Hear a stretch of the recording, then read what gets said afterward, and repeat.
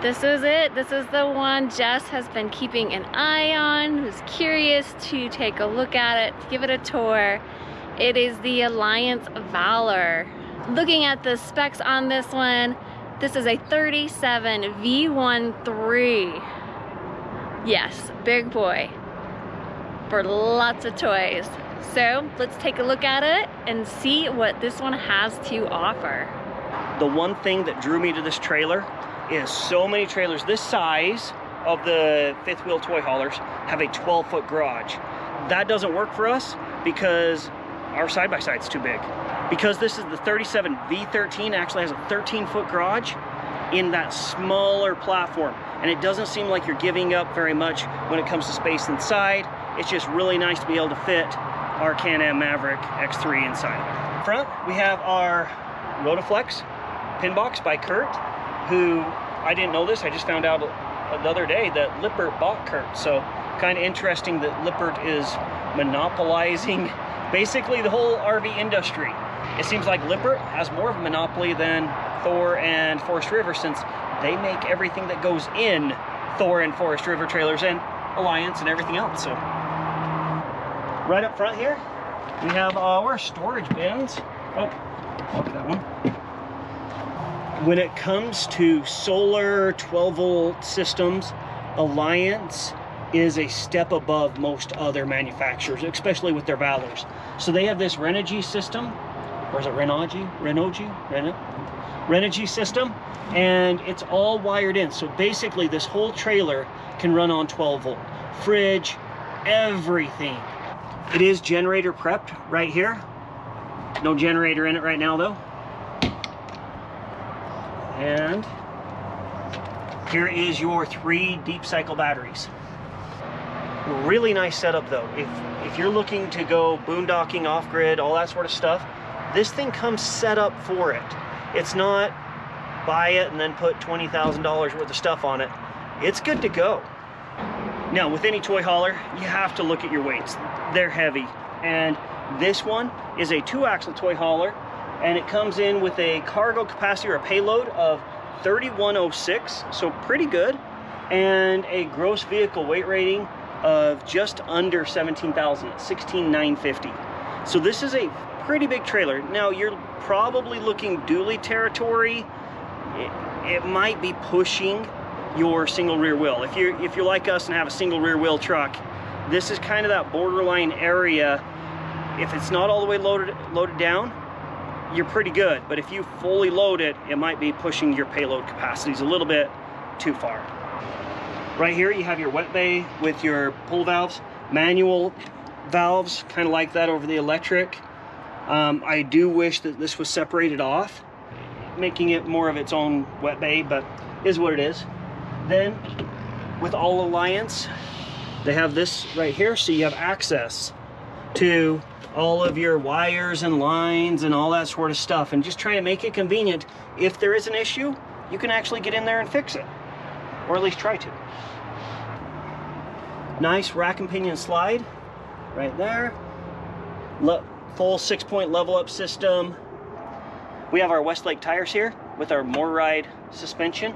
Let's look at the weight rating of these. This has 7,000-pound axles.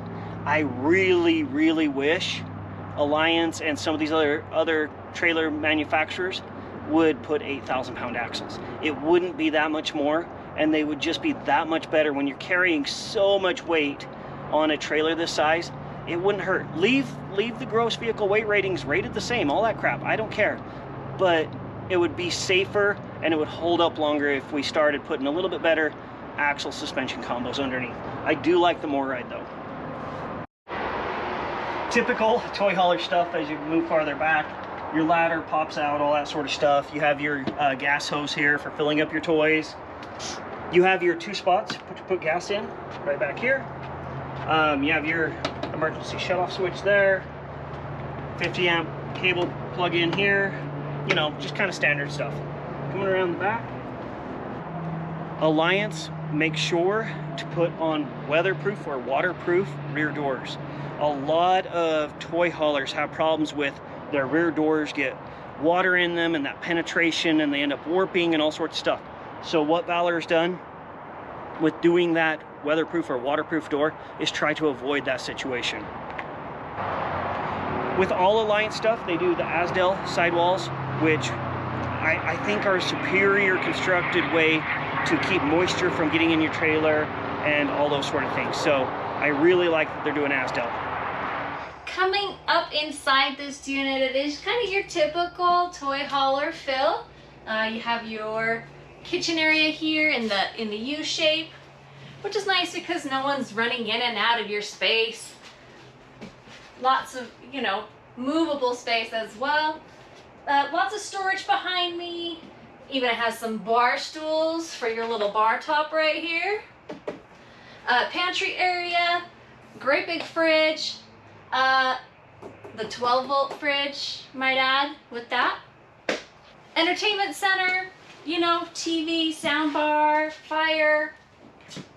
It's kind of your typical. Furniture over here.